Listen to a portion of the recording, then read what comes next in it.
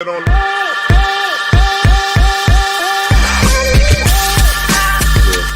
I gained 10 pounds eating the red and the green M&Ms, bro. I gained 10 pounds so quick it on top it up today. How you brothers been for the week, man? Oh, we've been good, man. We've been good. Good.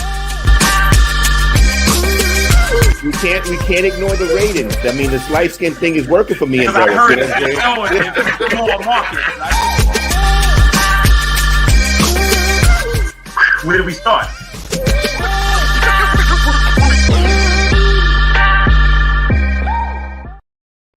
Yo, what's up? Welcome back to Let's Chop It Up. Please follow us on Facebook, YouTube, and Twitter. Please like, subscribe, tell a friend, ring the bell, and always make comments because we get back to the good, the bad, and the ugly. So my brothers from another mother, I've seen y'all, talk to y'all 7 days to talk to the people, man. What's going on with you, man? How you feeling? Talk to me, Derik. What's going on with you, man? Hey man, I'm here again, the highlight of my week, chilling with y'all, man. Very, very good brothers, excellent conversation, best audience and listeners and watchers on the internet and in the world, man. We got it. Yeah, man, I mean, it's pretty good. My brother-in-law is in town. This is my ace. Back before me and my wife were ever even thinking about dating, man. Back when she was, basically a little sis to him, this has been my ace. So he's in town, so always good to have him around. And then, that's it. And then I got a lot of stuff going on in my family too. Unfortunately, I think last week I said that I was exposed. A member of my family had the COVID virus. So right now that is expanded. I have a couple members of my family have tested positive, including myself. So as of right now, I am COVID positive. The new Omicron variant. That black motherfucker and everybody, man. Marion is a bitch, right? And then, but I'm feeling all right, man. I just have to take time to slow down. It just feels like a cold. I have symptoms. I still feel the symptoms, but it just feels like a cold. I felt sicker with being negative, but it's just I just can't get past it. It's kind of like one of those colds. It just feels like right at the end when you're about to get rid of a cold, but it never quite goes away. That's what it feels like, So it's just lingering a little bit. You having trouble breathing? Nah, I'm fine. What's up, man? What's going on? What up, CJ? What up, brother? CJ? What's up, brother? Yeah. I'm just, I'm not feeling. He said I got the cooties. Classic. Circle, dot. Yeah, man, that's right. That's my brother right there, man. But man, I'm telling you. Yeah, that's it is what it is, man. I feel all right, man. I'm not having any real trouble breathing. It just, there's a little something in there. It just feels like a little congestion. A little nasal congestion, a little chest congestion. Very slight. But I expect I'll be back up and at him, by next week. By the end of the week. So yeah, I'm good, man. The question what everybody want to know: did the white man get this virus too? No, man. He's naturally quarantined. He don't play around with y'all, man. He don't mess around. He don't associate with us. This only means the white man set y'all up. Yeah. He put something in the Hennessy. He gave y'all that shit. He said, yeah, black folks like Hennessy. We put that. No. If he had to put something in the Hennessy, he would have got more than just Derik. That's right. Because y'all black ass people love some Hennessy. They love them fucking Hennessy, boy. Yeah. Yo, I'm waiting. Well, black people waiting for Hennessy ice cream cones this summer. Nigga, they got Hennessy coladas. They don't. Wing. Yes, they do. Yes, they do. They do. Then it would die. Them just sell out all day. Yo, that's the blackest thing I've never heard in my life. Hennessy flavored wings. Yes. No, I have heard. I've had tasted. Hennessy burgers. Wings. Yeah. Hennessy wings. Listen, let me tell you, it ain't them black people shit. They ain't in business no more. But they had some Henny sauce, sticky Henny wings, man. Them shit killer. Being black people, they ain't in business no more. Yeah. I don't know if I told you this. My son, Melvin. What's up, Melvin? My son, he's in culinary school. He knows how to make a Hennessy peach cobbler. He's gonna be rich. Oh, yes, he's gonna be a billionaire. It's over. Listen, I'm ordering. When next time he in town, bro, let me know. I need one off him. He just got a pre-order just now. You know what I'm saying? I need to find out what that's about, bro. Yeah. It's over. I'll tell you, no, it's gonna be over when they do Hennessy grits. That's when it'll be over. Because then I'll probably be eating them shits. Hell, you wear it out, man. Shit, man. Then, no, Hennessy bacon. You do anything with bacon? Oh, yeah, you mentioned the liquor and the bacon. Damn. The pork bacon, the whole So I'm getting that the Hennessy flavor is pretty popular. I get. And the melanated people's skin. And melanated people, they love that Hennessy. They love that Hennessy. Yeah, liquor, pork, and white women, right? That's what y'all brothers like. Word up. Hey, man, so what's up, Rob? What's going on with you, brother? How's everything, man? Everything's good. I can't complain, you know. Like I told you, I'm trying to lose some weight this year. So I got a little daring. I went to the gym with my friend. And Kelvin popped in my head again. What happened? Okay. I walked into the gym.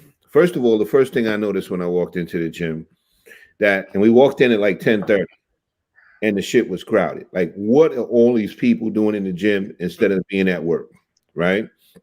But then I started to take a deeper observation, and I noticed that they were natives. And now you're saying, how did I know that they were natives? Mm-hmm. The do-rags gave it away. And then I started seeing brothers in there working out with their shirts off. I said, dude, what kind of gym have you brought me in today? It looked like the yard at Sing Sing. No, I'm dead serious. I couldn't believe what I was seeing. I'm like, nobody's got a job at 10:30, you know. Do-rags on, and the guy. First of all, you can't take your shirt off. Why would you want to put your back on the bench? That's what I'm saying. And we got COVID and all this stuff going on, and you out there sweating. You got your shirt off. It just was crazy. So I realized that I was in native country, and I instantly thought of Kelvin. Instantly, I said, if Kelvin was here, what would he do? What would Kelvin already know? I said, Kelvin would turn around and leave and say, we ain't never gonna get nowhere. Nah, but that was my experience today. Yeah, it was. The gym was experience. I was a little bit concerned in there. I said I didn't have my shake with me. They had theirs. I know they had theirs. And then I was afraid to get recognized as a former police officer because I'm not supposed to be in population. So I was a little concerned. I was a little concerned because I really felt like I was in the yard when I was looking around. But other than that, my family's good. You know, we getting ready to celebrate a birthday in my family. My oldest girl. What up? Hey, Shorter. Hey, Shorter, how you doing? Whose birthday's coming up, Rod? Little Sam. Little Sam. Tell Little Sam. Happy birthday. Yeah, my firstborn child is going to be 23 years old. Wow. Very nice. Very nice. I know. Time is going fast, right, D? Yo, bro, I remember she was a baby, bro. Yeah, I know. She was little. God damn. 23 years old. 23. Shout out to Little Sam, man. But for certain gyms, man, the price bring the natives in. I can't go to Planet Fitness, LA Fitness. I'm sorry, if it's gonna be a sponsor, I will. If you do sponsor the show, I will show up. I work all the time, man. At the Purple Gym. But it's like the great thing about Planet Fitness is when you go in there, nobody's in shape, so you fit right in. You know what I'm saying? Yo, they used to have bagel pizza Tuesdays or something like that when I used to go there. What? Did you see the commercial they had with Dennis Rodman superimposed in it? Because I looked at that. He's not there, and he's not even on set. That's just, look at it when you see it. That's why he got that like superimposed silhouette around him with that glow. Because he you know, he did that at his house or something like that. You know, he walking out, he like, yeah, he not there. So who decided to dig Dennis Rodman up to do a commercial? Right, exactly. He was a good agent. Yeah. I mean, it's Planet Fitness. They ain't paying motherfuckers too much now. No, they probably gave him those chicken and waffles that they do on Thursdays at the gym. Right? That's only these have Tootsie Rolls. I know. So like, what kind of gym is this? Pizza there. They have. I never seen a gym that served unhealthy stuff at the gym. He needs the money. Yeah, he does. Yeah, he probably was working at the gym.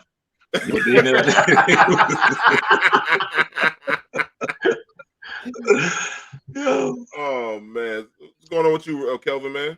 All right, I had a near-death experience, and you know, it's interesting. So, my cousin came to town. I took him to. I don't know if I told you this when I almost choked to death. Did I tell you that? Nah. Yeah. So yeah, I'm in Amy Roof's in Harlem, and I'm eating. Huh? Was that? The smothered chicken is banging there. That's why I have to. Well, look. I know it's different ownership. I want to make sure it's still good. It's still good. It was just the greatest irony in the world. I'm having whiting and grits.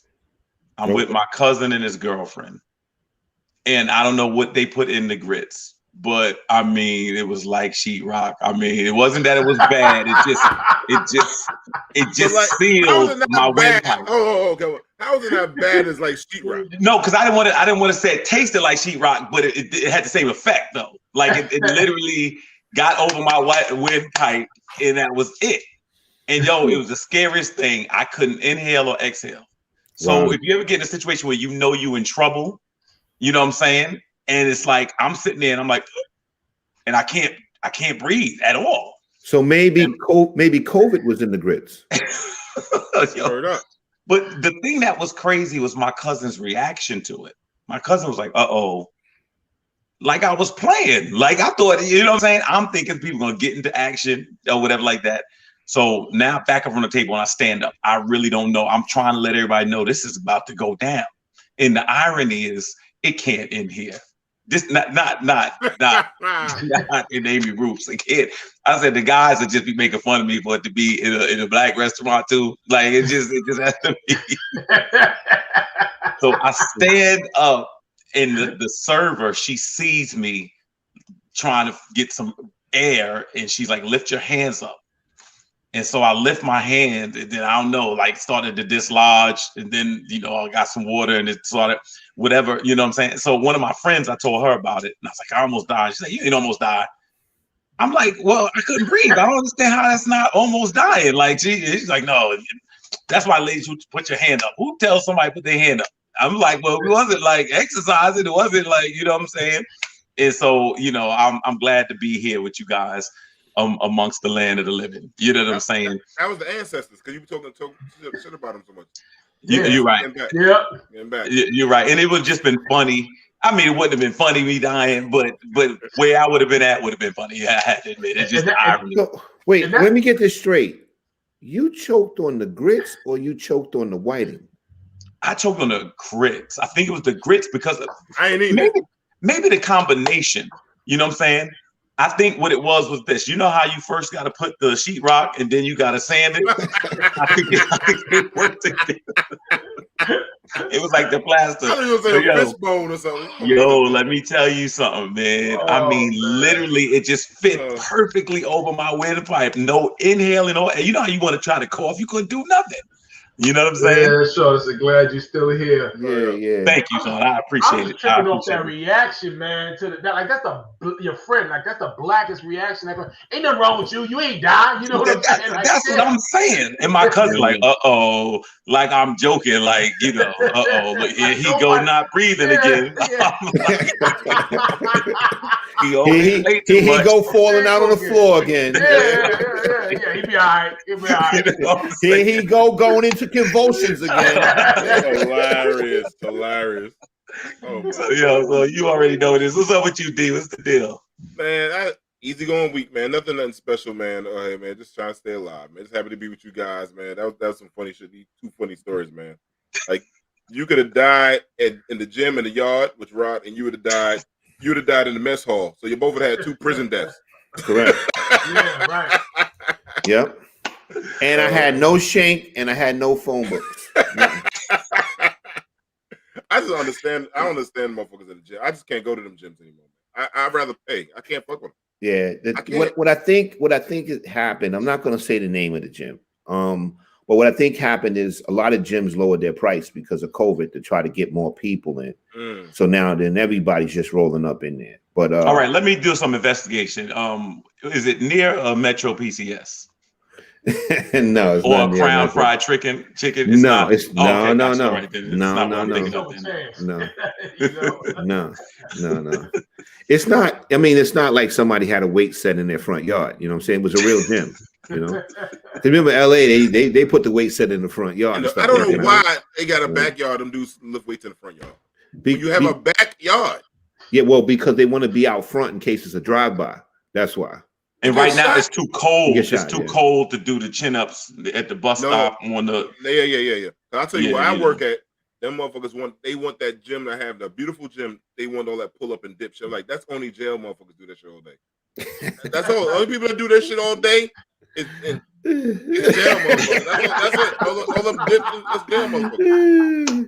No, but that shit will get you diesel though, D. I know. It will get you diesel. But Jordan said, "Put your hands up." Okay. Yeah, everybody else use the thing, the cables, not them motherfuckers. That's all they do. Everybody else do this shit. They can't have cables in jail. Somebody choke somebody with it. That's true. All right, man. Look, what else is going on? Any foolishness this week, man? Thing like that? Oh, that was the foolishness. All right. You know what? Let me tell you something. This is one thing that bothers me. And I think people are guilty of it today. Headlines. We are obsessed with headlines, and it just bothered me. I read a headline the other day, and like Shaq is upset with the lineup for the Super Bowl. You know what I'm saying? I'm trying to think. Shaq is a former rapper himself, and he loves Eminem and Snoop and Dre and all them. And I read the article, and it's like he just feels it's not going to be long enough. And I'm saying we got to like really get out of this culture of just trying to just. Everything's going to be reported. Everything is a headline, and everything is a deceptive headline. And that's one thing I'll say about us, and I'm glad about the people that watch us and stay with us and help build this podcast. We're not into the sensationalism. It's just real. It's uncut. It's not rehearsed. You know what I'm saying? It's not coercion. And that's some foolishness mixed with get-tabulism. And it's not just our community. You know what I'm saying? But it just aggravates me. It's just, everything is just a headline just thrown out there. But that's pretty much it. What up, sister? All right, Simone. I don't even know who's in the Super Bowl lineup, to be honest with you, man. Simone. The lazy. She right. Yeah. Shauna's right. Story. Yeah. So let's get to it, man. This week, man, we lost a good one this round. We lost an idol, an icon. Sidney Poitier dies. Yeah. I think at the age of 94 years old, guys. Think something like that. Legendary Sidney Poitier, man. Heat of the night.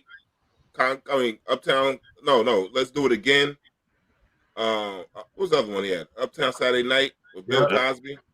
Yeah. And he goes smacking a white man. First black man ever smack a white man on television. And you guys keep forgetting To Sir with Love. To Sir with Love. Look who's coming to dinner. Yeah. What's the other one, man? The one that Puffy played in the play. What's the name of the play? Raisin in the Sun. Raisin in the Sun. Yeah. And that quick story with him smacking a white man, right? Trying to make a long story short. Nelson Mandela was in jail for all them years he was in jail. And the thing he said, every year every week they showed different movies. And they always showed that movie where he smacks the white man, but he didn't know he was smacking the white man. He knew it was something cut in the film and they wouldn't show it. And so he finally took him like a couple of years to finally get somebody to tell him what happened was. And he said, if they slapping white men in America, I know my things are going to change. So there's a little glimpse of hope. That's a little real quick story from that. Nelson Mandela told the story. It's in the Will Smith book. Very interesting. Yeah. Very interesting. Yeah, man. So, any thoughts on Sidney Brothers? Well, I mean, I always admired that scene where the white man slapped him and he slapped him back, and the white man said to the cop, "Did you see that?" He said, "Yeah, I sure did," and he didn't do nothing about it. Mm-hmm. To me, that was iconic. You know what I'm saying? Mm-hmm. I think to me, I know Sidney Poitier had a lot of roles. Call Me Mr. Tibbs and a lot of famous lines. But to me, when I think about Sidney Poitier, that's the first scene I think about. Is that scene right there? Because you can imagine black people just screaming in the theater when they see that, just cheering. Oh yeah, of course. I think about Rodney, not only his immense talent, I guess the pressure to kick down barriers, things that had never been done before to be the first black, I believe, Academy Award winner. and to still stand for social justice. That was a big thing, and carried himself, very, very proud and honored his people, and we're very proud of his people. So I really admire that. To me, if you are an actor, he's someone you have to study. And I think he just, the Denzel Washingtons and Will Smiths, they all, stand on his shoulders of the things that he did. And people have an immense amount of respect for Sidney Poitier. And once he was done with the limelight, you didn't hear anything about him. He did his job and he kind of went home, but he never embarrassed us, was never in any scandal, never a disgrace. And so for that, I'm very, very thankful and appreciative. And we do honor him tonight. Shauna said, did you know he said the only way he would do that move is if he got to slap that man back? Yeah. That's right. Yeah, that's right. That's right. Yes, Sidney Poitier, Harry Belafonte, to me, those were, I guess you want to say, the two icons of their time, with regards to the civil rights era. I think there is a direct, and it's interesting that you mentioned Denzel, because I feel as though Denzel sort of is the inheritor of that, space, that identity with us, and as they sort of inherited from, say, let's Paul Robeson, so we, and I don't know who's paying it for, but who's who you would, who's going to get it from here, but listen, fantastic man, incredible icon. I met Harry Belafonte once. I did too, Derik. I did too. That was as close to, that was just, I met a lot of famous people. That was the first time I legit stand, like I was a stand. You know what I'm saying? Like I couldn't, starstruck. And but yeah, man, I guess it would be the same thing if I ever met Sidney. So definitely an incredible man, and definitely missed. And Black excellence, definitely at its finest. No question. And then, why do Black people always have to walk around like we represent the entire race? You know what? It's a shame, but unfortunately, because of profiling and because of racism, I think we kind of unconsciously take that on at times. How do I act? Oh, these people looking at me. I gotta, represent myself properly. And I think, and also, yeah, I think also like culturally, like we always talk about the village, and I think we always still have in that, and by nature, that village feel like you represent this village, this tribe, wherever you go. I understand this is the point where she's trying to, like, we shouldn't have to be individualized. You're right. We shouldn't have to. But the dominant culture, when I say dominant, I'm just talking about of power, not of who they are really, but of law powers that give them, So that's the only reason I think I understand where you're coming from, Simone. But it's like I think it's just the culture feels also what it's like how we represent. Like when your parents, when you walk out this house, you represent this family. Exactly. Yeah. Right. I mean, there just hasn't been. There has not been as much opportunity. There has not been as many seats at the table. So when one person can get into a stratosphere where a lot of us are not at, most people will look to them and gravitate toward that. So I think that's what it is. I just think that's one of the things. And I mean, you become almost the flag bearer, Mm-hmm. As well as you should be. Yes. Yeah, definitely. But no, I'm talking about the comment. I'm talking about the comment. I'm proud to be a Black man, as you should be. Absolutely, right. Man. Yeah, definitely. Where's it going? Yeah, should all be. And we lost another great man. We lost Philly R&B legend James Mtume. Juicy fruit. Ow. So died at 76 years old, man. Lived a beautiful life, man. And I hope he got a lot of royalty checks from that damn sample Biggie used, boy. Yeah. I hope he got it. I hope he got his just due, man. Philly always got some good artists, man. Come on. Philly has a long history of incredible artists, man. Yeah, correct. Man. A lot of talented people in general. Man. Fighters, athletes, actors. A lot of people came out of Philly. That is true. I ain't even think about when you think about you said the actors, boxers. Yeah, man. Yeah. Mm-hmm. A lot of talent coming out of Philly, man. Philly blunts. A whole bunch of good shit come out of Philly, man. I'm just saying. I mean, This is what I heard. Yeah. And he also co-hosted Kiss Open Line, right?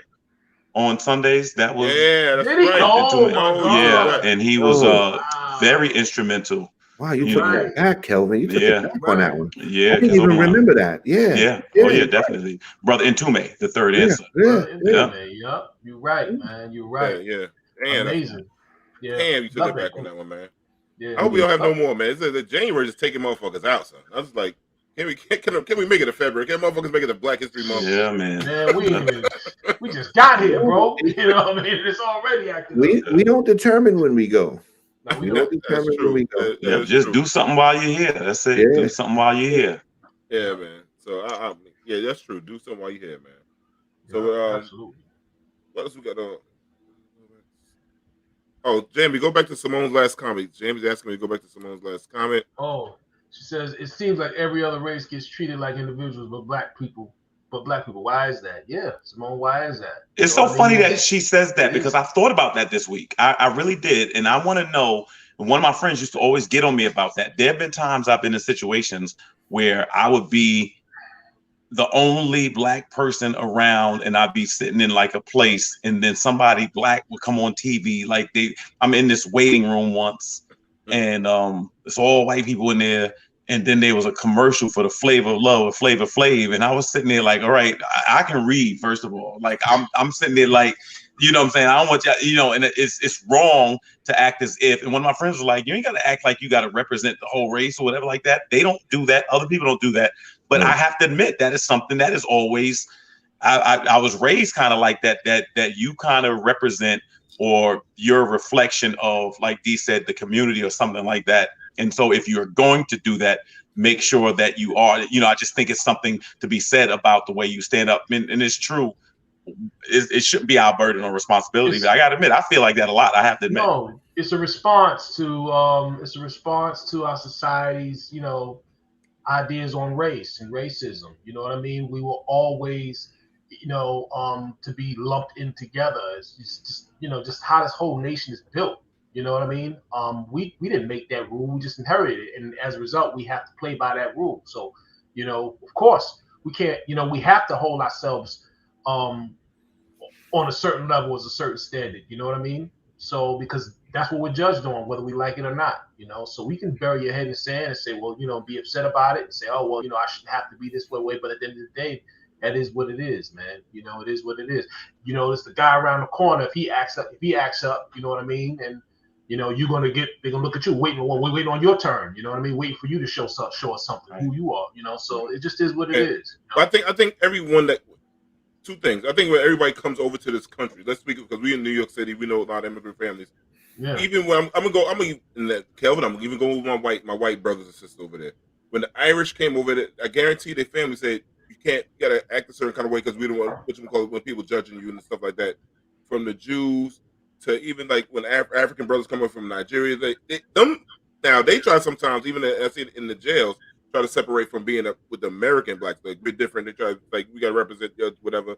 And then you have even Latino brothers and sisters when they come over, they always make sure they clean, that they don't want the reputation of being something that's lazy or stealing and stuff like that. So I think it's all, and I think that dominant culture is in everybody's head. That's the thing, that's in everybody's head. Like, why do we always have to impress them? Yeah. And there's a narrative that's painted. But go ahead, Rod. No, it's part of the oppression on us. You know what I mean? The thing is, like we've been conditioned that we've been grouped. We got to overcome stereotypes. There's a lot of negativity. When you look at certain movies and pictures and the news, they always portraying us in a negative light. So the thing is, there's a lot of things that we have to wind up digging ourselves out from. You know what I'm saying? And well, people feel they have to dig themselves out from. But I definitely feel it's just part of the psychological oppression. That's part of it. And at the same time, there have been situations where I felt very, very proud. I remember watching Obama's speech at the Democratic National Convention in 2004. I didn't really know who he was, but he got up there and it was masterful. Mm-hmm. And I remember the GOP was like, we wish we had somebody this young and bright coming up in our party. And I was very, very proud. I didn't know who the man was. You know what I'm saying? But at the same time, I see Jesse Smollett or somebody that do something where it just really looks like it. You know what I'm saying? It's just embarrassing to me. Crazy, yeah. Yeah, you know what I'm saying? So I've had both of them, but she's right. I mean, I don't know the person, and other groups don't have to do that now. You know what I mean? But with us, it just seems like it's just more of a reflection or light shined on everybody, and it's used, Think about it, every time you look on the television, you find out there's a crime happens, a certain crime. What's the first thing you think? Oh Lord, please don't let me be black. You know what I mean? I've been there before. I've been there before. I did shit in the house by myself. And sometimes because there's going to be a fallout from that too. Yeah, well, that's what it is, man. Right. You just answered it. That's where a lot of it comes from. Absolutely. Fallout, Absolutely. And another thing too, like I've been on scenes with the news, and the news specifically pick out certain people to interview. Hell yeah. Yes. Yeah. Like you can see a brother coming home from work with his briefcase or whatever, and he said, "No, I was there. I saw what happened." They go, "Oh no, we don't want to talk to you. You're too articulate. You can't." And I know they do that for a fact because I've seen that. I'm telling you, they absolutely. I've seen it done. I've been on scenes, and they interviewing people looking for witnesses, and they specifically pick out some people out that they see in the crowd that's real loud, real boisterous. Putting on a performance. Get them. We want to talk to them. So funny, Rob. In 2003, I was working with youth in Jamaica, Queens, and a reporter from the Daily News called me. It was like, I just want to know what it's like working with young Black teenagers, in the inner city. And I'm like, oh, well, I mean, these kids, if they go through a breakup, they feel like it's a divorce like anybody else. They have their issues with schools and their parents and, curfews and stuff like that. The lady was like, yeah, okay, thanks a lot. I knew because I didn't mention drugs, because I didn't mention gangs. She wanted no part of that, was not interested at all. Never heard from the lady again, because I knew that's what it was. And that's what she wanted. And that's what she didn't get. And I knew that's why she didn't call me back. You know what that reminds me of, Kelvin? I don't know if I've ever told you this. I think I might have told D. But me and my wife were asked to be on a reality show. Like there was a TV station that was looking to do a reality show on like a family. So me and my wife have 6 kids, and they interviewed us. They set up a Zoom thing back then, and we were on the phone FaceTiming. And when they saw that me and my wife didn't fight like cats and dogs, they were not interested in us at all. Right. At all. They wanted to basically see us in chaos, the kids running around the house, wilding out. You know what I'm saying?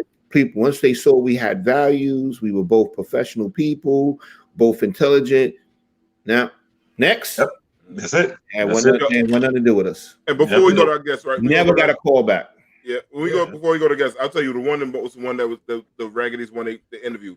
All the people walking down the street with masks in Brooklyn, all those other places. They interviewed that Jamaican motherfucker. What's they do like this? I got the COVID vaccine. I am healthy. Yeah, I am good. D, was he the dude that they had Pastor? He had the mask. That was embarrassing. Like this. I was like, I'm sorry, that was embarrassing. That was embarrassing. He's sitting there with a dirty shirt on somewhere in Brooklyn or whatever like that. I'm like, it was ridiculous. That was absolutely ridiculous. All the people passing by. Right. I got the vaccine and I can't read. Like, my man, come on.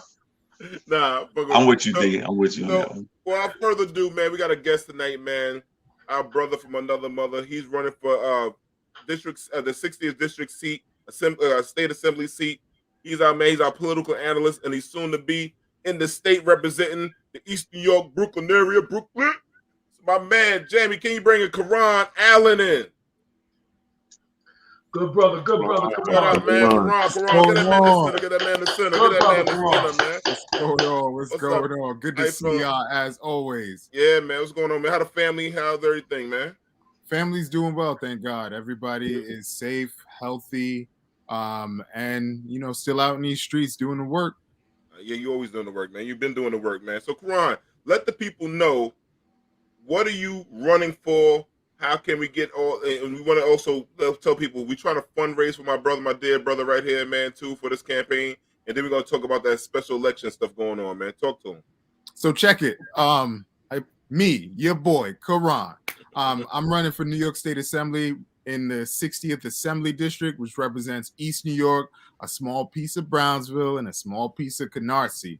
The East is my home, my foundation. Been here since I was 3 years old, and have just continued to organize and grow with the community. I'm a product of East New York, and I'm very, very proud to say that in being a product of the community, I've grown with the community as it continues to rise. And actually, once upon a time, worked for the sitting state assembly member. So this is a full circle moment to now be running for the seat that I helped campaign for as a young man. I'm saying young man. This was like 2014, a couple years ago.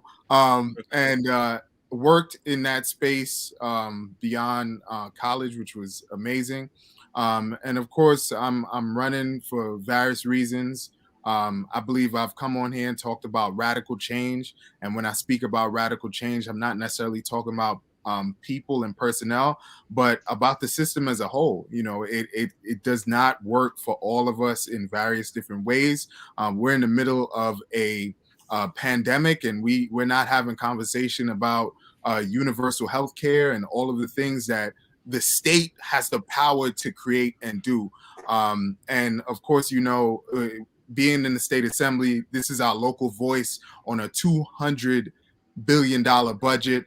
And our priorities should be reflected locally. And this is just a small sliver of why I'm running, the seat I'm running for, and why I'm so excited and fired up to do it. That's what's up, man. You know, I got to ask Karan this question, right? Now, Karan, I follow politics, right? Mm-hmm. And, you know, politics is an extremely difficult job. I want to know, when did you realize that you had a calling for this? Good question. A calling for this, it's strange to say, but I felt it a very, very long time ago. And this is a non-political answer. As y'all know, I'm not a politician. Yeah. I'm a grassroots organizer, so I'm giving you the raw truth. In first grade, I remember Miss Campsey came around with pictures of this black man. It was January, and we all had the opportunity to color in the black man's face, and I was so excited because, you know, we color in all sorts of things, but this person looked like me. Mm-hmm. And we heard the story about this person and how you know, he had a dream and was fighting for humanity. And I was like, you know, I'm telling y'all the truth, first grade. And in my head, I was like, wow, you know, I wonder if there's like you know, things that I can do when I'm older that would make a difference in people's lives, where, you know, I would be embodying a symbol of hope, change, and making a difference around me. First grade, this is what I was thinking. And I always go back to that as a thought, because that's when I knew I wanted to do something like this. And y'all get it. Dr. Martin Luther King wasn't an elected official or anything like that, but he was a change agent. You know, he was a catalyst for change in everything that he was doing. And he was the radical king, as I learned as a grown man, that he wasn't frozen in time as the dreamer, but he was the radical king, willing to lay out on the tarmac at the airports to shut it down in DC to make sure that certain legislation would be passed. So I think that's when I knew. And, you know, of course, fast forward beyond that, I went to college and studied government and politics. I always knew that I had an affinity for local government and how it's supposed to work in concert with our people. And I always felt like our people always got the short end of the stick. So why not have people in there who can do something about it? Karan, I think that was a great answer. I wanted to ask you this question. You know, today in this environment that we live in, criticism comes from everywhere. People have more access to people than they've ever had before. How do you deal with? I've always believed that if you politician, you serve as elected official, clergy, or whatever, the day that you wake up and you don't feel you can change the world, then you need to give it up. you obviously is obvious that you feel the way you feel about your community, the way you feel about your people, that you are still a world changer. Do you ever have moments where that's threatened? And if and when that happens, how do you keep yourself going forward and keep your eyes on the prize? So, great question. Y'all are right on time. You know that? And I mean that seriously. So, with this election cycle, I know there's going to be a whole lot of that. A whole lot of naysayers, a whole lot of negativity. I don't know how these reporters, they find my number, they call me, hey, Karan, you going up against the machine. How do you feel about it? You're an underdog, all of this stuff. And recently I've turned to meditation. After we drop off our son in the morning, I go into the back room and I just sit back and I meditate and reflect on the day, and I'm charged up from that. And then also having my wonderful partner, who Damon knows very well, Amelia, she will not let me drop my crown. She makes sure that I know who I am and I act on who I say I am. She is my accountability partner. And I'm so extremely thankful for her, because these conversations literally happen before bed, wake up, and all of those things. So anytime I feel even a slight bit of doubt, I see her, have a conversation with her. And then my 5-year-old, man, like, he's my greatest reminder of who I'm doing this for. I truly believe, it's great to leave real estate. It's great to leave a pot of money. It's also great to leave a fully functional community, a really a sound community that's going to make a difference in his life. You hear about parents losing their children to the streets, not because their children were in the streets. Some of them were at work, doing the right thing, checking off all of the right things. And to me, in order to make that greater difference, we have to make an impact on the community. Yeah. So, Jamie, real quick, man, if you can, I just want to know where people could send their money to Karan. You can tell Karan also would have a campaign. You need money to run the campaign. So I want people to know where my brother people can send their money to before I ask my question. Jamie, so you can. Karan, tell him, and then Jamie run the scroll. Go ahead, Karan. So anyone can donate. You just visit our website, www.karan4newyork.com. Up on the right-hand side of the screen, you will see the donate tab. The website is in flux right now, but the donate tab works. That's all. That's all I got. The donate tab works. You click on that. Feel free to give whatever you can. We have a big filing deadline coming up on January 15th. It's where everyone who is running in the race has to show their campaign coffers. And we want to show viability. That's the link that you go to right there. We want to show viability. We want to show that we have the most support, that we have the most small dollar donations, that we have the community behind us. And it can be anything. Like you said, send anything what you can. The brothers take anything, man. Luckily, we can't take change over the internet. You take change. Change for change. Karan, like it's a special election coming up. Can you tell people what the special election is about, and how and what they should be looking out for the special election? So check this out. And it's not a secret anymore. Initially, when we launched our campaign on October 2nd, we were aware because the sitting assembly member at the time, Assembly Member Charles Barron, had won his seat to represent the local community in the city council. With that vacancy, a special election would be needed to be called in order to fill the seat to finish out the term. The term fully ends at the end of this year, 2022. Governor Kathy Hochul called the special election, I believe, on the 6th, and it is. I'm gonna get into this. She called the special election on the 6th. The election is February 15th, as scheduled now. And I have a calendar on my watch, so I usually look down when people tell me times and dates, like, oh, that's like tomorrow. So we have a boatload of work to do. There was a reason we launched early, to basically press the flesh as early as possible. There is another election, the Democratic primary is going to be taking place in June. So within these 6 months, we have 2 elections. So regardless of what the outcome of the special is, we still have the Democratic primary that we have to go full steam ahead into, win, lose, or draw in this special. And the special is special because not because we have a lot of work to do, because we won't necessarily have the Democratic Party line, which means we're going to be running under whatever our line is going to be, which is different. So Black people, wake up. Not every Democrat is your friend, and not every person that's on that line is going to have your best interests at heart. And that's a fact, Jack. We see that in the Supreme Court, but that's another subject. Karan, I got another question for you. So New York City, for people who don't know, New York City right now, we have, like, you know, we want to hire in areas with a lot of immigrants come into this country. What was just given, I don't know, I heard about a few, I don't know if you could give the exact time, but now people that's been in New York City for 30 days in the 5 boroughs are able to vote in elections undocumented. Am I correct? They don't have to be documented. They don't have to be citizens of the United States.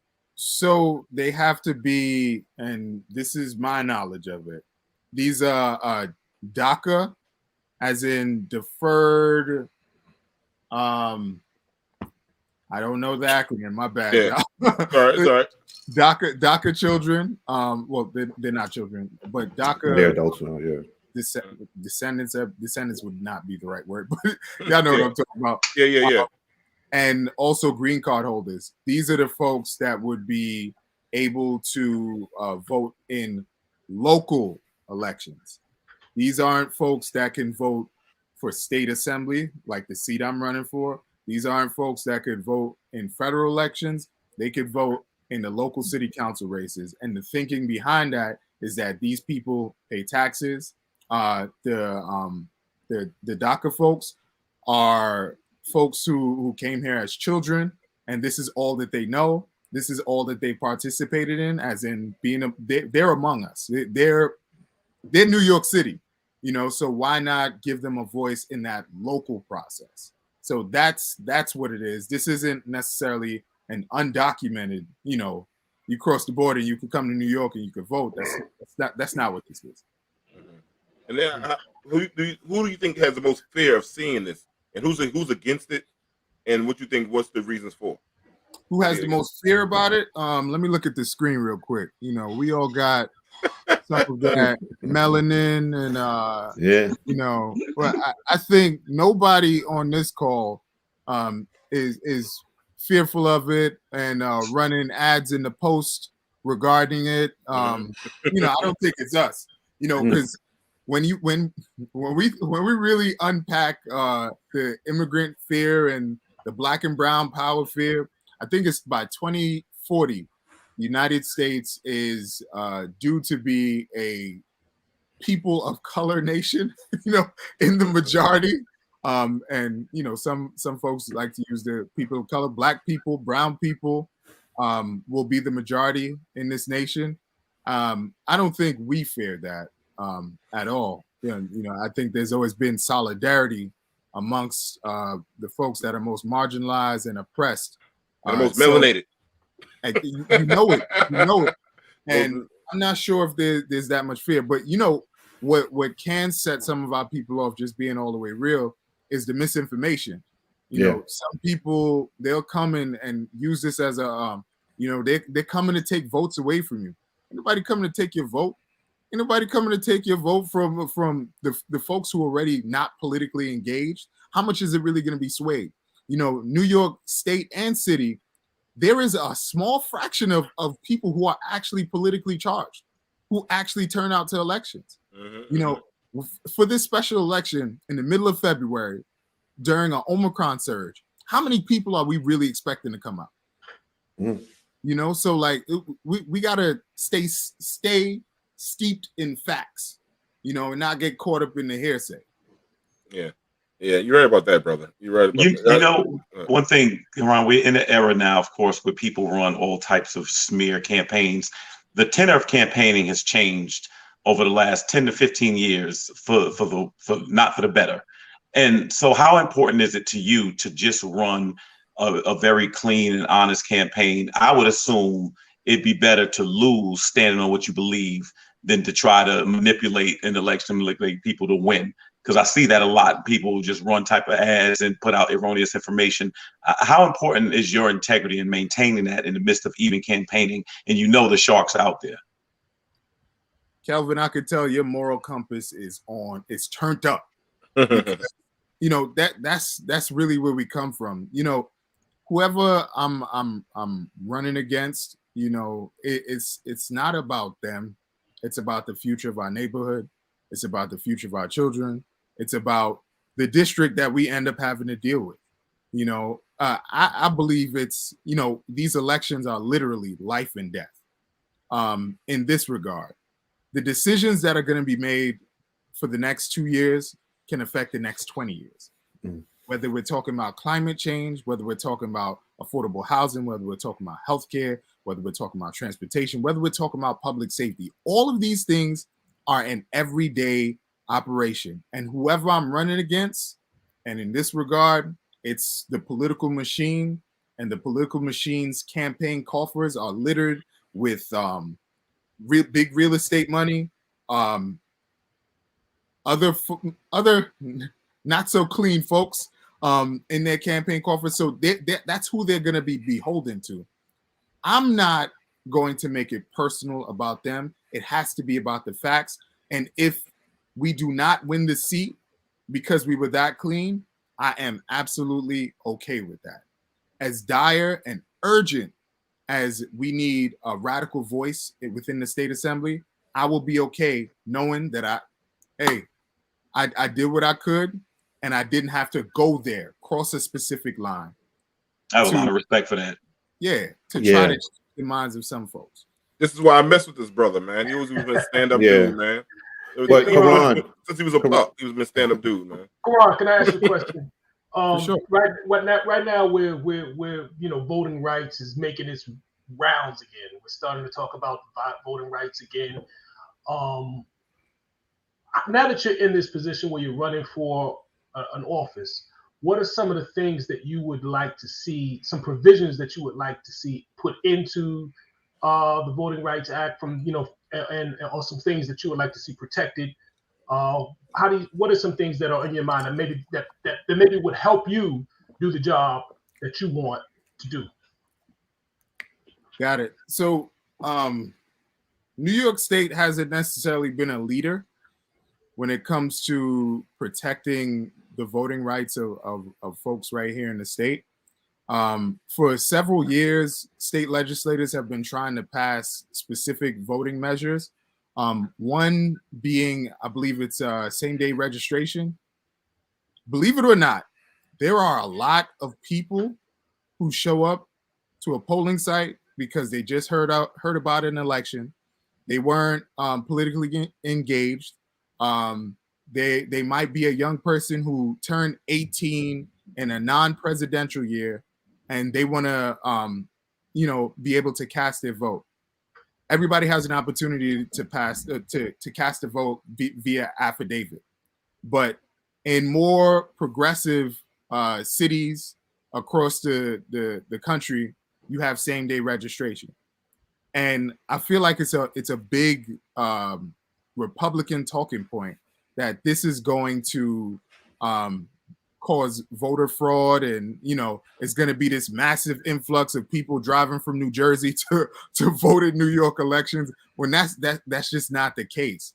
So I want to make sure that specifically on the federal level, the Voting Rights Act and the John Lewis Act, I believe it is, that for the federal level protections, that they're in place, because on the level that I'm going to, the state level, across the country, we have Republicans in state legislatures that are gutting just the simple things, making sure you don't have to show ID, the things that turn people away, that make it feel like you're not really welcome here across in these states.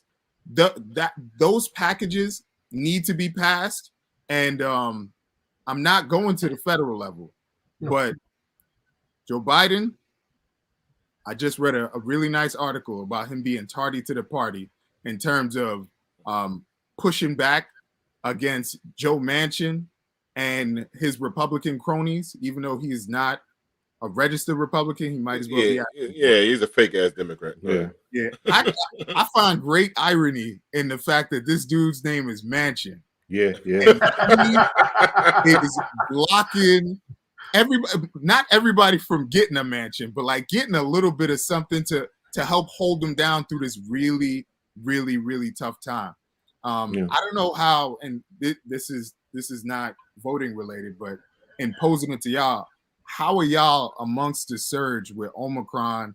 How are your families and friends? How are y'all navigating? Well, everybody in my house is good, But I mean, I got relatives and stuff that had COVID and stuff. But I was fortunate enough; I haven't lost anybody close. Yeah, we haven't lost anybody. Yeah, I'm sitting, as we mentioned earlier, I'm actually with Omicron right now, dealing with it. But we're all right though. We're hanging in, surviving. Yeah, I know a lot of people that have had it, and a lot of close people that have had it, and like Derik described, it's like a cold. I'm fine because, like I said, the student loan people won't let me die. Almost choked on some whiting and grits or whatever. I'm just gonna be here for a while because till that last payment is made, I think I'll be all right, but we're doing all right. Yeah, man, I'm all right. My son tested positive last Monday, but he's okay. He's running out. He's with a shirt off saying "Thug Life," so he's good, man. But for people for DACA, it's a deferred action for childhood arrivals. Just want to say that that's what DACA is. But I got one more question. You just saying, like, you talk about the have and have nots with Manchin and stuff like. One of the things we both, I was talking about, like remote learning. Yeah. During this pandemic and during and then going forward, Omicron coming back and like some kids, and especially in New York City, and I don't know about around the country, but are forced to go back into school into these situations. I know I was affecting my after school program. We have super slow attendance. Parents said that I bring kids back to February. I see how the school, if you look at the data every day that comes across for the DOE that we get to see. The DOE, I think, touched 70% the other day. I don't know what they did today. I didn't see today's data, but it's looking bad. What do you think? What do you think we need to do when it comes to remote learning? If you was in the state assembly, what would some of the things you'd be pressing for this? Well, state assembly, I know. Yeah, go ahead. A little bit different from the city level. Yeah. It connects in this regard. Mm-hmm. So the state assembly provides the mayor with control over New York City public schools. It's called mayoral control. That can be taken away from you. Taken away and replaced with something completely different. We don't necessarily need the person who's elected, as the chief executive of the city of New York controlling education. They might not even have a background in education. A lot of them have a background in making backroom deals, and that's not necessarily needed for education. You know what I'm saying? So like mayoral control is something that, I would personally take away. I think we need a band of education experts making these decisions that are far removed from political money and all of the things that allow you to be mayor and all of those, those sort of backroom deals. But I think personally there needs to be a remote option. I'm not talking about shutting down schools. I'm not talking about, let's take a month off and see how it goes. No, I'm talking about a remote option. As in, if your school or a couple of classrooms has been affected, it makes sense. Look, we're just gonna, y'all need this option to stay home because right now, children are testing positive. When they test positive, they send you home with a test kit. You take the test and, hey, you test positive. Do we know if all of the children that are going back to school are positive or not? It's all about self-reporting, right? I think everybody has caught COVID from somebody, but they're not sure. I'm not sure where I got it from. The school is a surefire place to get it. Yeah. Because you got parents right now choosing between look, I got to go to work. So you're just going to go to school. You got a little cough. Let's just pray it ain't COVID. You're going to go to school because I got to put food on the table. Correct. You know, I think what we've learned, two things I've learned with, you know, this Omicron surge and the folks that are in charge right now is that, one, capital reigns supreme, as in the business and folks need to go to work, point blank, period. And then two, I thought in college that I used to wing it a lot, but as I understand local politics and government, there's a whole lot of winging it going on with this. It's a lot of, all right, look, we just gonna wait it out. We gonna wait it out. And it doesn't look like they're saying that, but their actions are showing that. We just gonna wait it out.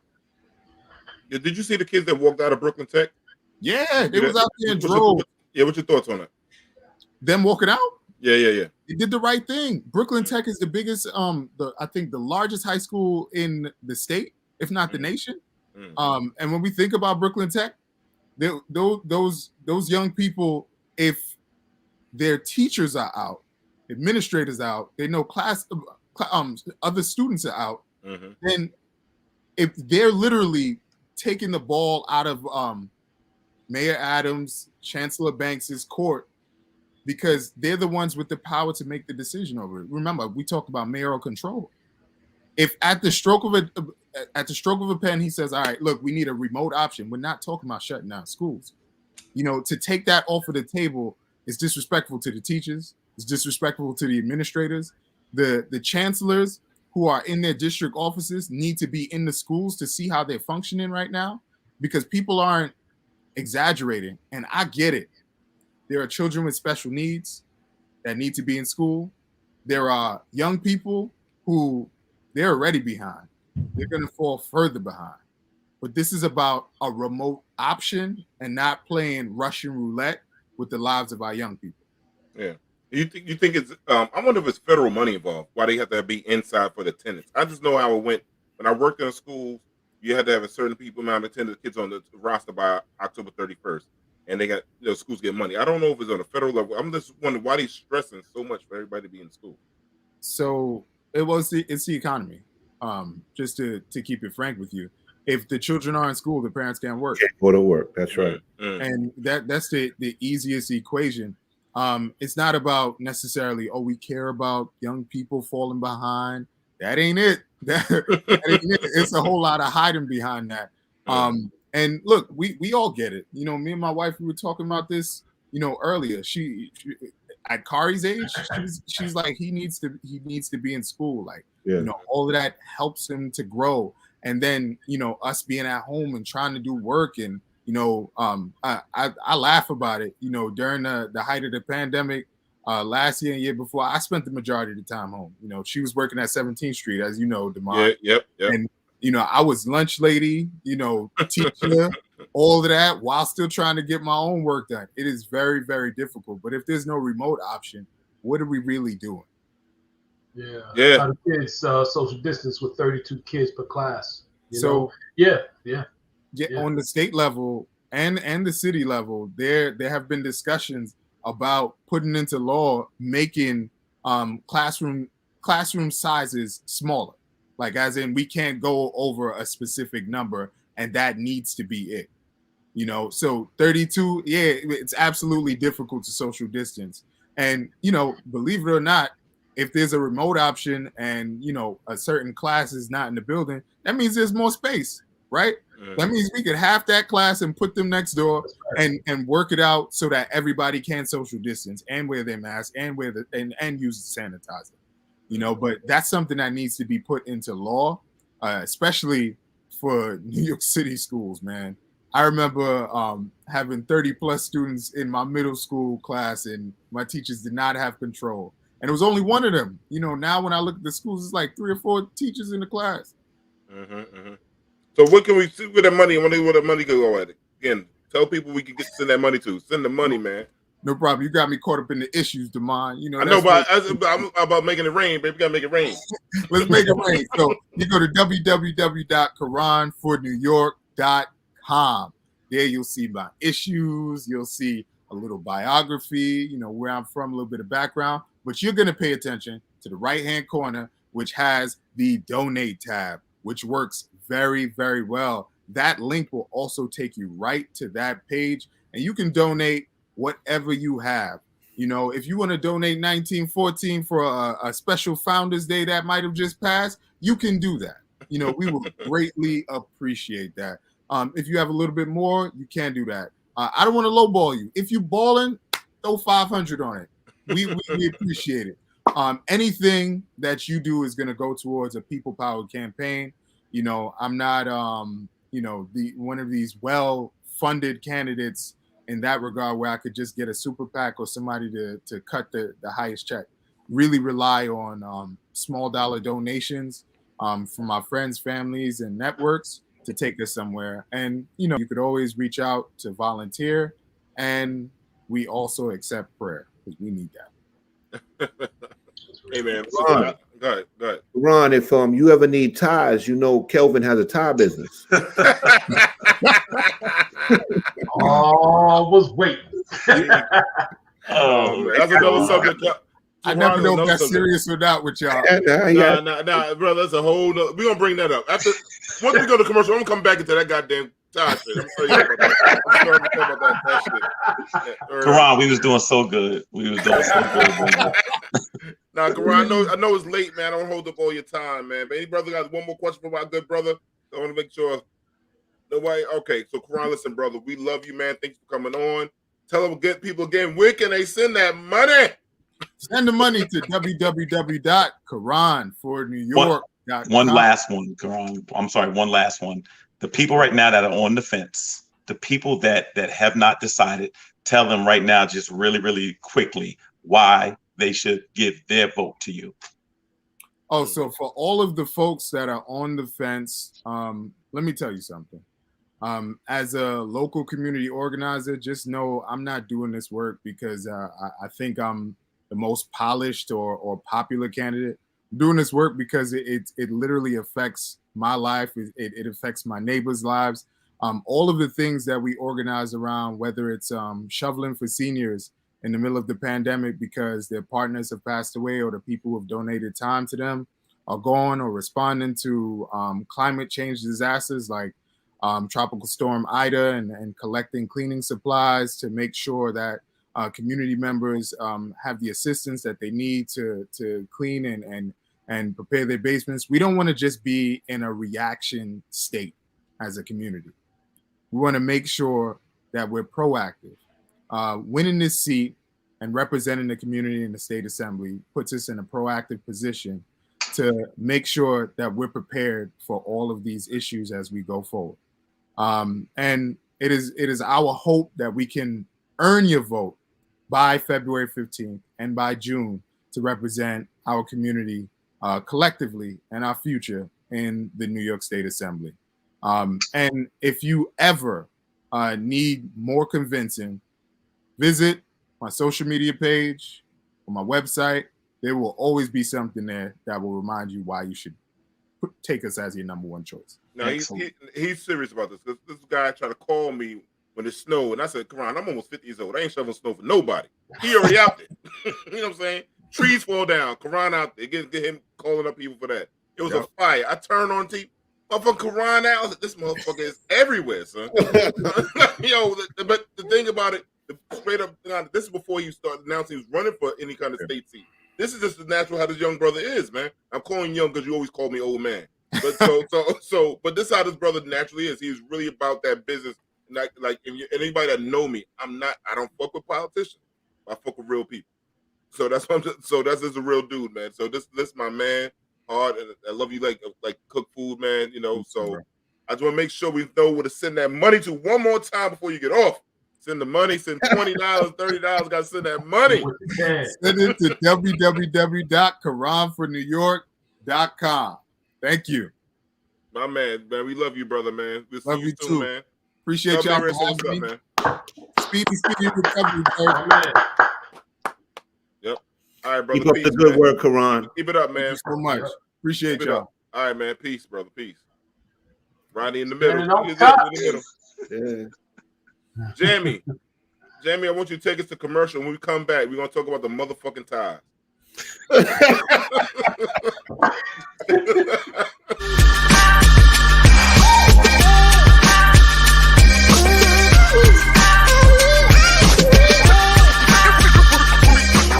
Orchard Blue Counseling Services, or known as OBS, is a private mental health practice based in Southeast Queens, New York.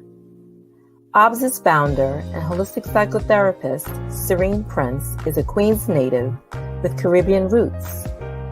Serene is committed to providing culturally competent holistic psychotherapy to diverse communities while curating a safe healing space for Black and Brown people with compassion and awareness of their total being. As experts in children and teens, we have curated a mental health and wellness community where children are heard, guided in developing a healthy self-esteem, supported in strengthening their inherited resilience, and learn skills to manage their emotions to develop positive relationships with parents, adults, and their peers.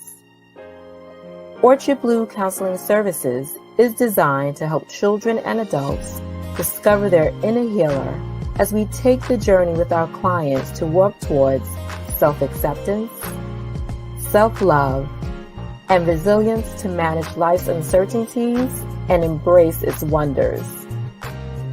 Our private practice extends to providing consultant services for personal life transitions and business development, parenting guidance and support, and clinical supervision for mental health students and therapists.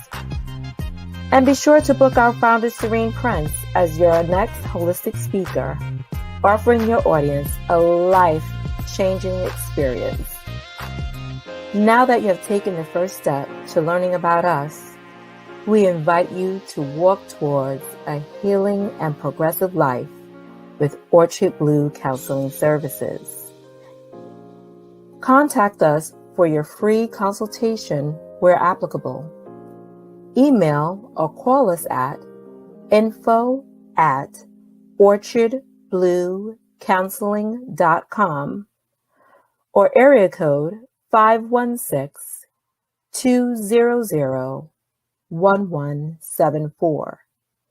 You can also connect with us at our website and social media pages, orchardbluecounseling.com, or on Instagram at orchardblue_counseling SBCS, or Facebook at Orchard Blue Counseling.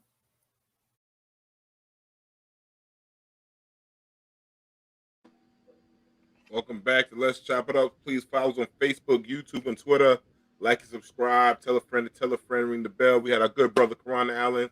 Do not put Derik next to me. I know what y'all trying to do. Derik, you go back upstairs.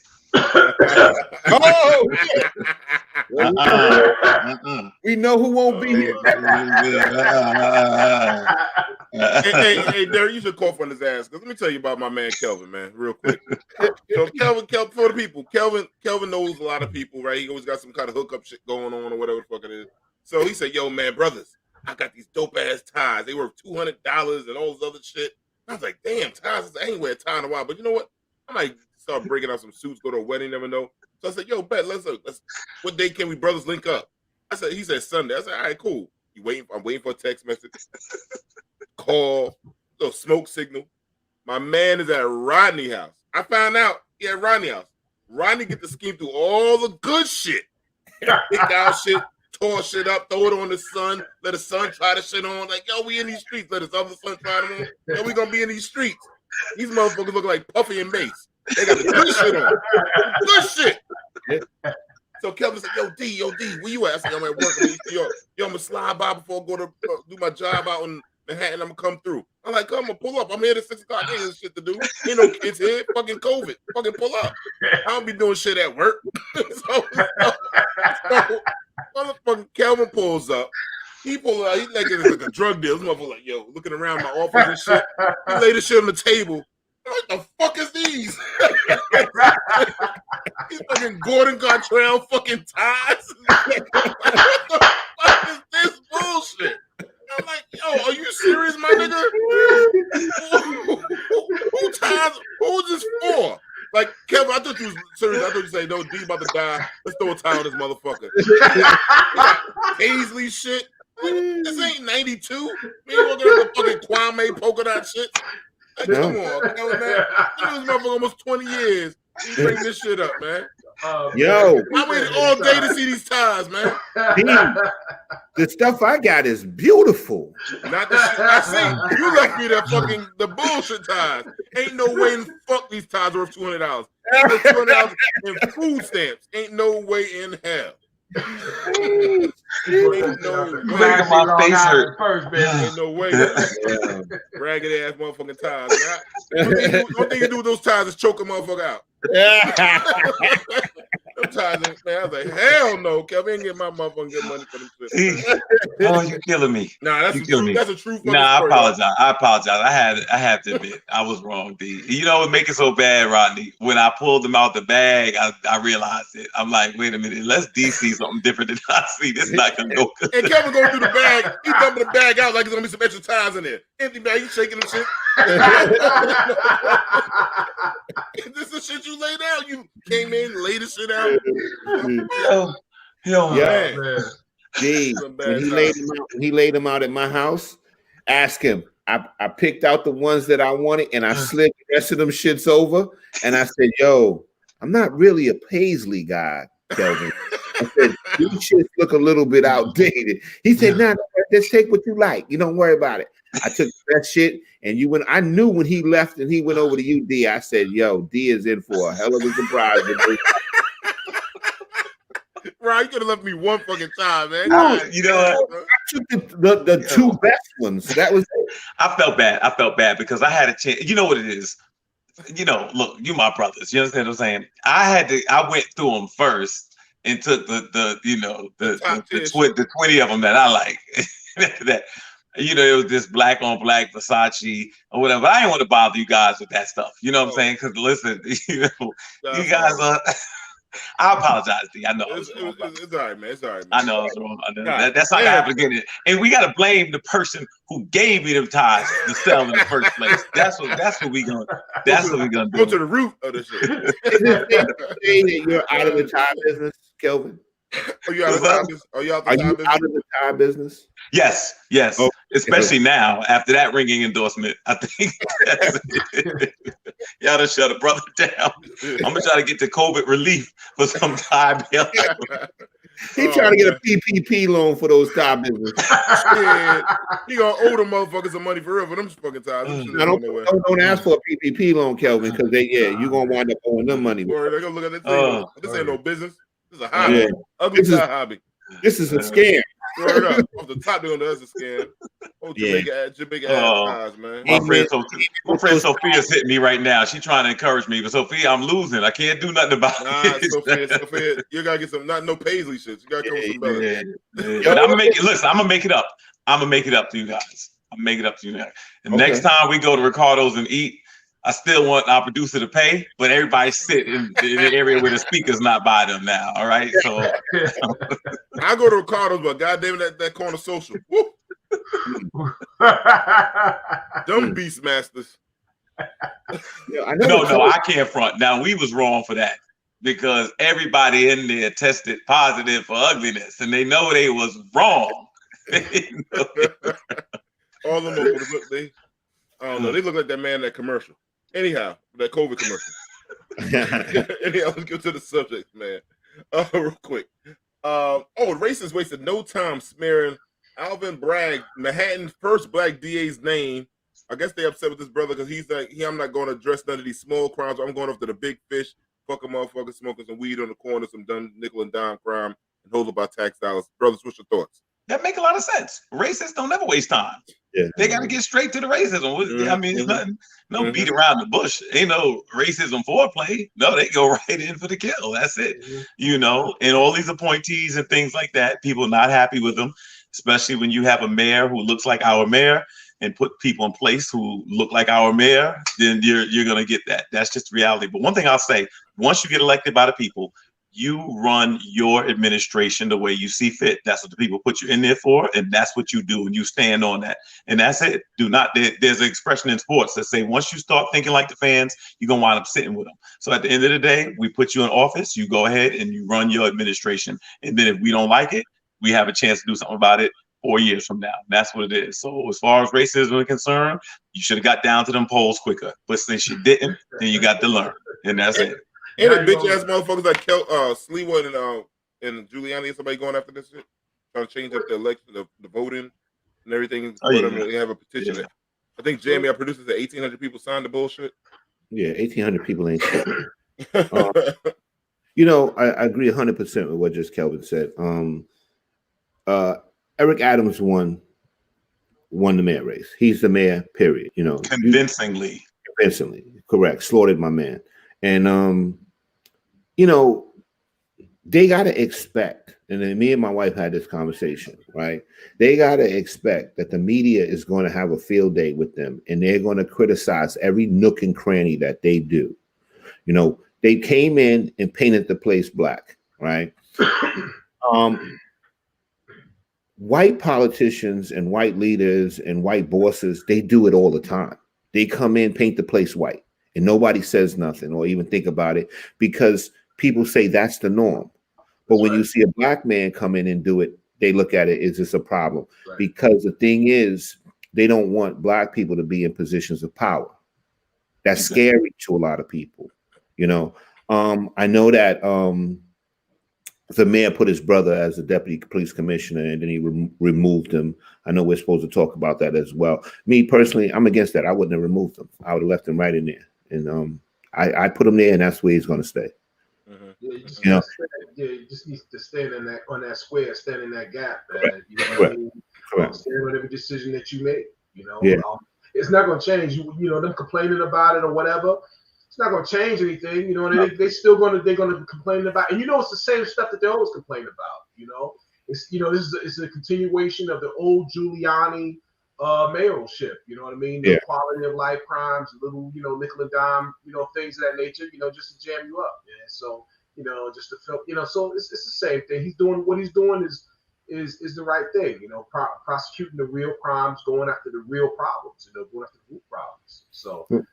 At this time, he has to go after the serious stuff because we got a lot of gun violence going on right now. Yeah. You know, and let's face the fact, you know, marijuana is a petty crime right now. They decriminalized marijuana. So the thing is, what are you going to do? You're going to be wasting your time out there writing summonses or just giving people slaps on the wrist, whatever, when you got to focus on guns and you got to focus on robberies. There's a lot of shootings and murders. Those are the things that you have to attack, you know. Now, I'm not saying basically not to enforce those crimes at all. But the thing is not to focus on them so much. Right. It's about priority. It's a question of priority. Right. You know what I mean? Yeah. You know, where do you allocate your resources? Where do you allocate your energy? You know? Yeah. So, yeah. Right. But, I mean, look at where it's coming from. It's coming from Giuliani's son. And what's his name? Sleewell. Yeah, Curtis Sleewell. Yeah, he's a guy that just got beret. Yeah, he just got blown out. Who the hell? Does he still wear that beret? He still wears it, yeah. He still wears He's a goofy motherfucker, boy. Yeah. There's one guardian angel left, and it's him. Yeah. You know what I mean? The thing is, like, are there actually people out there still signing up for the guardian angels to this day? That's a question I want to know. You know what? There's a sucker born every minute, so yes. You know something, Derik? You're 100% right. I remember when I worked for the police department, there was a saying. They said, you can get anybody to fill any position if you look hard enough. Yeah. I could be down with the guardian angels if you change the uniform. I mean, it's not 1980. I mean, you know what I mean? I mean, at the end of the day, go out there, police the neighborhood, but change the uniform. Nobody walking around with the beret no more. One of these young boys will beat the fool out you wearing some beret or something like that. You know what I'm saying? I mean, but no, at the end of the day, the things that I care about, other people don't care about. First of all, we can send somebody to the moon. Can we make some substance to put on these streets that there are not potholes every year? Can we do that? Where you got to tear out your whole front end, just drive it down the street? I mean, there's certain roads my entire life have been bad. The same bumps that to the point where you know how to swerve from them just because you know on memory. That's right. on memory. If you come off the Belt Parkway over there by JFK, right there on that service road going between the conduit and the Belt, you got to swerve from the bumps to the right to the left. You got to go in between them. That's what it's been since I was little. I don't understand. Is that there's some type of grandfather clause where you can't pave that? I mean, it's just certain things in the MTA. I mean, really, every city has newer transit than us. Everybody, and every year you're going for increase. I mean, there's stuff. I'm a Jets fan. They got the nerve talking about they raising the prices on 4-13 season. Why are you raising prices? Maybe out there giving people their money back. I don't understand it. What's going on with the money? I'm interested in the controller in New York because there's too much money out there for us to get the services that we get. It's ridiculous. I know this wasn't what the question was, but that's what Curtis need to focus on. And Giuliani is corrupt, and that's what he need to focus on. And get rid of that list. You're 70-something years old, okay? You've heard it for 50 years, okay? Get it together, all right? And get some teeth that fit. Damn, Cindy Brady list. Real quick, what Rodney was alluded to was Eric Adams. Eric Adams is a newly elected mayor in New York City. He appointed his brother Bernard Adams to take over deputy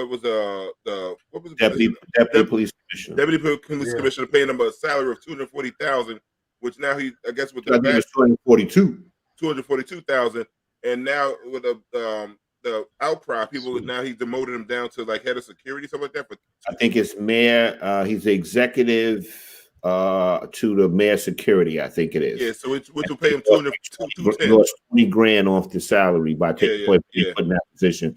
Now, it's no secret. I've said on this show, I worked personally with Bernie Adams. We used to work in the same precinct, and the guy was spick and span. I can't say a negative word about the brother. I thought he was solid.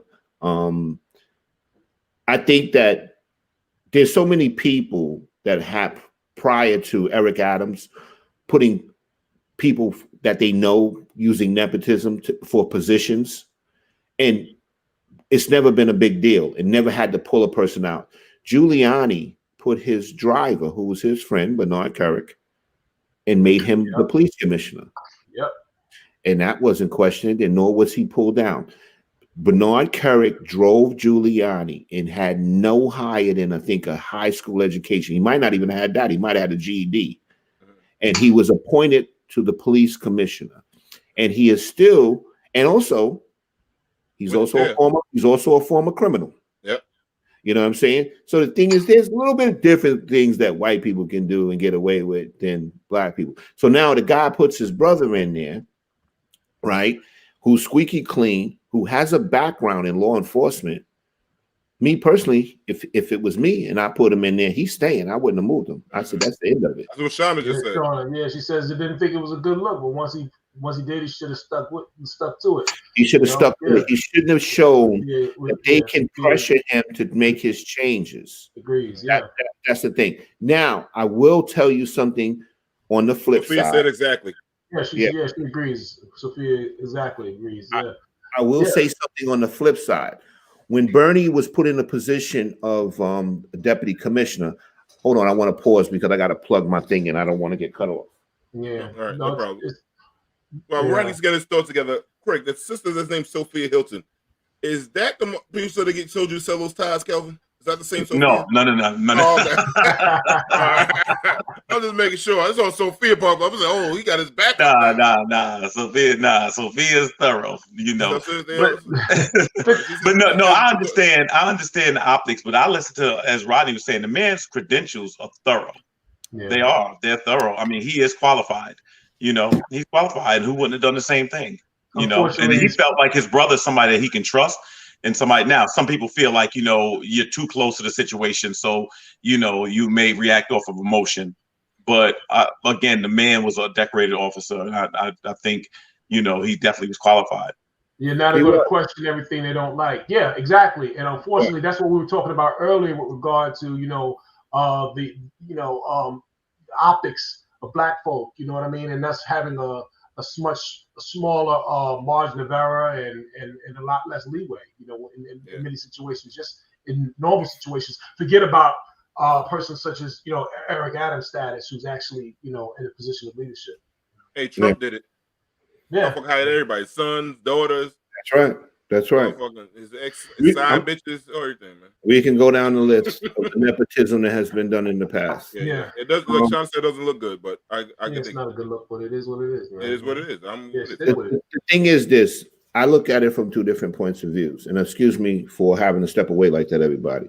But the thing is this: who better to put in that position than somebody that's been in the department, did over 20-something years in the department, knows all the ins and outs of the department, knows the department's dirty little secrets, and can straighten certain things out. The only person that I felt kind of bad for with Bernie Adams being put in the deputy police commissioner position is the actual police commissioner, because now she's got the mayor's brother watching her.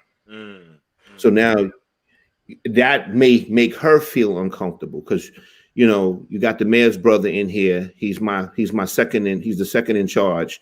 That may be a little awkward. Yeah, like your authority, you can't handle it the way you would ordinarily do it, right? Correct, because now that the brother can go back and tell the mayor what I did. You know what I'm saying? Right. So that I did say I feel a little funny for the police commissioner, because now she can't completely run her ship the way she wants to, with the fear of him running back and maybe telling his brother. I say after de Blasio, let people do whatever they want. Eric Adams, do whatever you want after de Blasio, because you cannot be as bad as de Blasio if you tried. That's just that's the reality. Before we go to the next for the sake of time, Sophia said, "No, that was the natives that try to sell me those ties." Ain't that some shit? Ain't that some shit? You got them ties on the motherfucking natives, not Sophia. And Sophia is the architect of that expression. I want to tell everybody. Yes, she was. She's the first one to do it. Shout out to our sister. Word up, man. That's hilarious. So, some other news, man. If I don't know if you guys saw it, the 25 cent thing will have now Maya Angelou on the back of the quarter. For me, I'm just tired of symbolism. I want reparations. I want all the other stuff, all the other policies. I want the anti-lynching bill. I want the John Lewis. This right here is symbolism to make us happy, and I saw people happy about it. I'm like, what do you get? It's 25 cents. I mean, we don't give a fuck who's on that motherfucker, really, to be honest with you. For me, I don't care. I want some policies changed, but you guys' thoughts about having Sister Maya Angelou. And shout out to Sister Maya Angelou. But we had a whole bunch of other black people I think could have went on it before, but shout out to her. Yeah. I actually was thinking that though. I mean, what was happening with Harriet Tubman? What were we talking about? Trump pushed that shit back. Remember, he put that shit back. Yeah, he pushed it back. Yeah, so I think it happens in 2020. Was it 2024? Because realistically, I'm not used to somebody that has lived during the time I lived being on it. That's what I would think. I was thinking, and But D, I think these things are separated, though. I think you're right in what you're saying, obviously, but this is still, I think symbolically, this means something for people to recognize. Think thing. How does the Maya Angelou go for Martin Luther King? She doesn't. To me, she doesn't. I mean, that makes no sense. I agree with that. She was a poet. I absolutely, I couldn't agree with you more. I agree. But, man laid his life out and died. Yeah, I agree. It's no question, not even close. I mean, But you got to realize, D, I agree 100% with you when you talk about the Martin Luther King situation. But you realize that they do that intentionally. Like, they use certain people that are non-threatening. Brother, even if Harriet, think about it. Think about this. They put two black women, not distant sisters. Love you, sister. Y'all, but no brothers. Come on. Right. I'm just thinking, like, what? Get Martin Luther King? You can start with Harriet. Boom. Martin Luther King can't be on a quarter. But because it's the same thing. Like, they don't want that image of fighting for freedom, fighting for rights and stuff. They don't want that image. But I see it the same way you do see it, D. I think it's symbolism and it's the quarter, But I mean, I don't have no problem with Maya Angelou. I like her stuff. I mean, I totally respect her. I think she's super talented when she comes to writing. But yeah, I really kind of feel like when they feel like we're getting. I understand that, Sean. I understand that, but somebody could have made a phone call. I understand the U.S. Mint. I know the U.S. Mint makes that call, but damn. Yeah. But then you have the president. The U.S. Mint to do it. Yeah, but then you have the president like Trump. The U.S. can make that call, but then Trump can say, "Nah, fuck that. That black woman ain't coming out no money till I'm not president anymore." Correct. It's crazy, I mean, it's bigger than the mint. It's big. Yes, I mean, certain things are symbolic, and it's symbolism can be powerful, but it can be inspirational. Obviously, inspiration is power, but yeah, I feel you on that, D-Dog. The brothers guy, come on, man. I'm just saying, but let's have some fun now. Let's go have some more. Well, we're having fun, but let's have some ill fun. Jada Pinkett Smith said her grandmother taught her the values, life, and lessons, and asked on the show. So, Jamie, play the video from Jada Pinkett Smith, please, with the valuable lessons grandma taught her. I love this shit. My grandmother taught me about self-pleasuring because she wanted me to know that pleasure was from me. Exactly. She didn't want me to fall into the hands of a man, and if he gave me pleasure, to think that was him. Yeah. And she taught me at 9. Jesus Christ. You know what I'm gonna do? If I have a red table, I'm gonna go throw it away. If I find one, I'm gonna go throw it out. Go ahead, Rodney. I want grandma's number. To be honest with you, Kelvin, I don't want to go. I want grandma. I want a gift. I'm gonna just say this honestly. I have to say this, and I don't say this a lot. I'm tired of Jada Pinkett. Really, I think it's enough already. I mean, really, Jada Pinkett hasn't done a movie since I have. And I mean, at the end of the day, I mean, like, I don't understand. Sometimes it's just too much. Okay, it's just too much. We don't want to know what's going on in your family. You don't care about what your grandmother did when you were 9. First of all, I think it's wildly inappropriate. And if you did do that, we don't want to hear it. Not everything that goes on in your family should be discussed for public consumption. I thought I was on my sister's side. What's the problem, Kelvin? I want the gift. Okay, all right. I want the gift. Okay, so this to me is the problem with that. I thought her answer was nonsensical. I did, So in other words, your grandmother is teaching you to masturbate so you could have some type of pleasure to make sure it's not assigned to a man. That's like saying somebody taught me to grow my own food so I didn't have to give the supermarket credit for selling me something. I mean, it just doesn't make sense to do that. And then she's sitting there with her daughter and her mother. Right. And I just think those are things, if you're a person that has a platform like that and people may look up to you or admire you, some people don't want their daughters experiencing that at 9 years old or taking that leap and things like that. So what you do is when you say it and you talk about it, you validate it for certain people. And I just think that's a bit much. And like I said, certain things should be kept in-house because certain things are just your ideology, not everybody else's. Correct. And if you are a celebrity or entertainer, people are going to follow things that you say and do, and they'll sometimes, think it's justified because it's you. That was my point with it. And I'm gonna be honest with you. My parents ain't teach me how to have sex. My parents ain't sanctioned me to have sex and stuff like that. There's certain things that you're going to just find out a different way. Now, people having conversations about things that their children bring up to them, I think is different. But sometimes just suggesting things and leading kids in a certain direction and things like that, I think that they may have a negative effect. And I think that's what it was, Shauna. Yeah, I mean, go ahead, Rodney. No, and I don't want no smoke with Shauna either. I know Shauna don't play. I don't want no smoke with Shauna. Shauna's the Fed. She'll get all your credit cards cut off. Shit, you won't even be able to buy a bag of wise potato chips. Don't fuck with Shauna, son. You got to find some shit, boy. But the thing is, I agree a lot with what Kelvin said. Like, some things just shouldn't be discussed. You know what I'm saying? I think that we're losing that as people. Like, we feel like everything has to be discussed out in the open. She has a platform where I'm sure probably hundreds of thousands, if not a million women watch that, and maybe young girls. She, like you said, she has her daughter sitting at the table. First of all, I don't know why she's sitting at the table. She's too young to be giving anybody advice. She has no life experience, and she grew up with a silver spoon in her mouth. Yeah. So I don't know what kind of advice that she can be giving.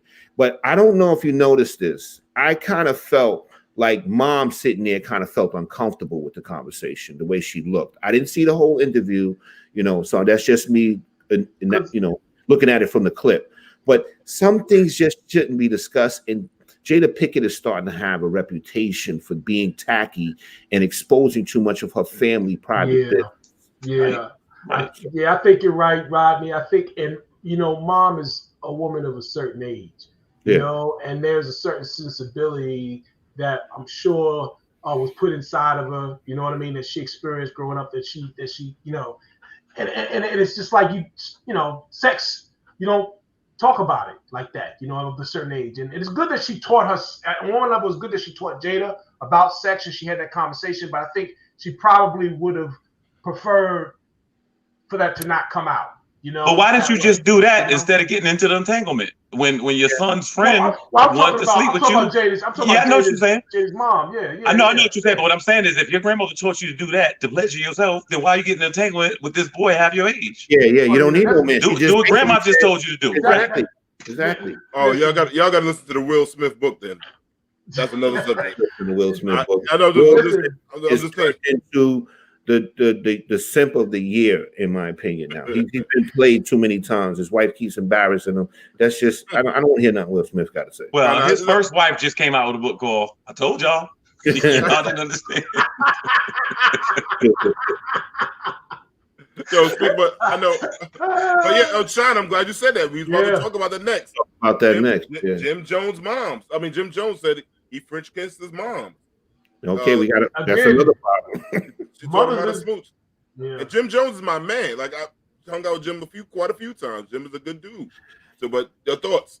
Mothers aren't saying it. It's Jim, it's Jada, it's the children. Since I'm the one under the gun, he crazy too. And his mother, I saw his mother picture and it explained it. First of all, that's what I'm saying. His mother, like he said, his mother had him when he was 17 years old and stuff like that. And he's trying to justify it. To me, it absolutely seems like pure lunacy. It's lunacy for her to do it, and it's more lunacy for him to tell somebody that foolishness. Talking about your mother tongue kissed you. That's the stupidest thing I have heard. She told him about a kiss. You do realize. Well, let me ask you a question. How everybody else found out how to kiss? By kissing another chick. I like Shauna's question here. I think I understand. I kind of understand what Jada was saying, but I don't give about. I can't see grandma like this. Baby, do it like this. I can't see that part, but I understand about her telling about pleasure yourself. Yeah. And with the men stuff like that, I understood that part of the conversation. I just can't see my grandma pulling the drawers down and we getting busy with the rose. Did she say she told her? Or did she say she taught her? I don't know. That's a good question. Shauna, I'm gonna hurl either one. You want to? I think she said taught. She taught her. I think she said okay. So then, because you have to understand, she's showing her parts of her body, what the arrival. That's what I'm saying. I want to say she can't do that. We're just saying this. You know what I mean? Now the thing is, like, teaching somebody something is you basically walking through the process of doing it. Correct? You know what? I can't say the methods. We can't say exactly how because we weren't there.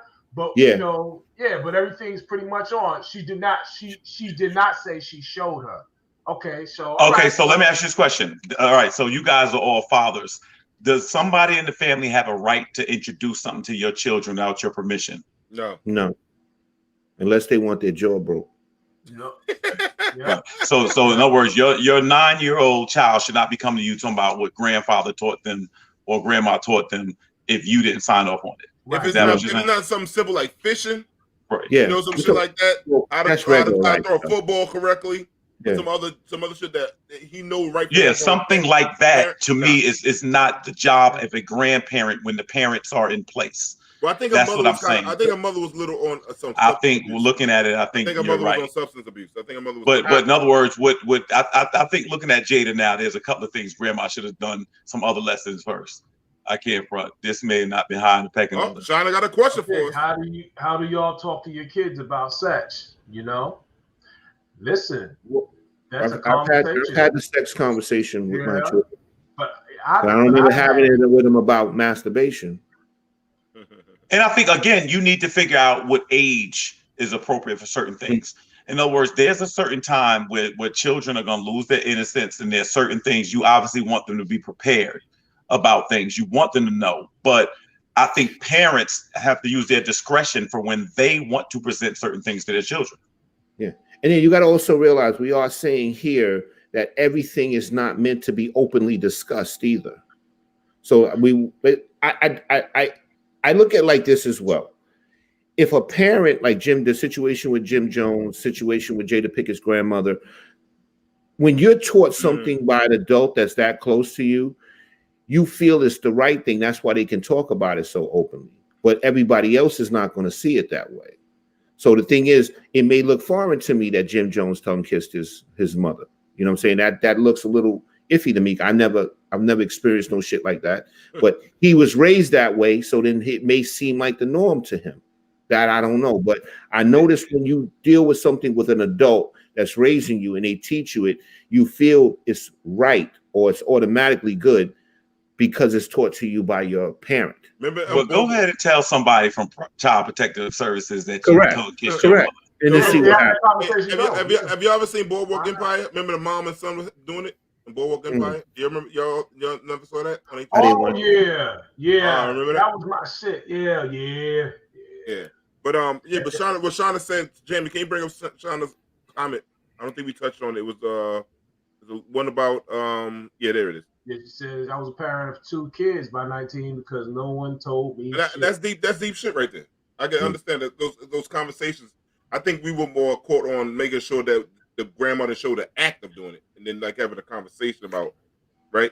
I'm just being honest with you. I just think 9 years old. I don't think 9 years old need to be being taught how to masturbate. A 9-year-old child. I just I know. We can just have a philosophical difference on that. I just don't think by 9 years old somebody needs to learn that. Correct. You shouldn't even have a sex conversation with a 9-year-old. Say it again, you Rodney. shouldn't have a sexual conversation with a 9-year-old. I think that's too early to be sexualized as well. Right. That's what I'm saying. And if they are at that age, then y'all miss something along the way. Mm-hmm. That's just the reality. I just think it's too early. You know what I'm saying? Too early.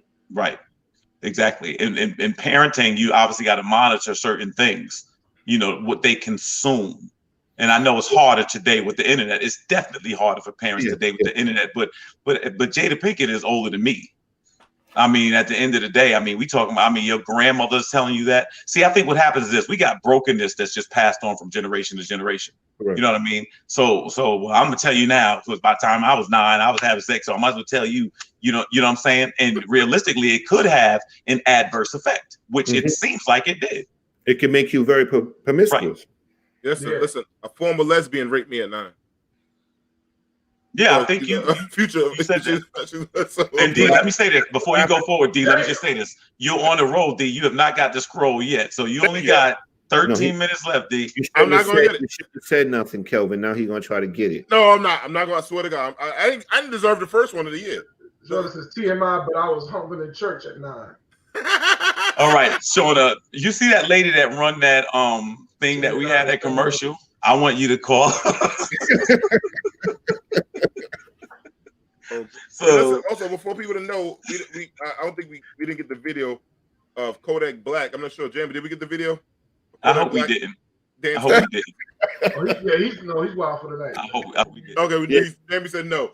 Kodak Black was dancing with his moms and grabbed his mom's ass cheeks, man, big time. Kelvin, why you go sideways on this, brother?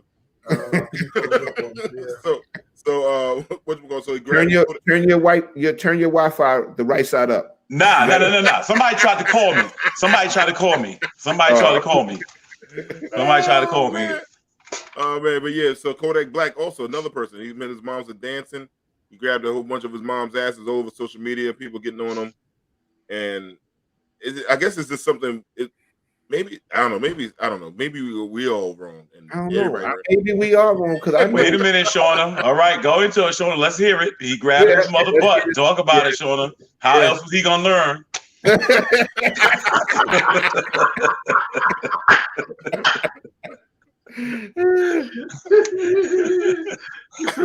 is still 100% classic shit.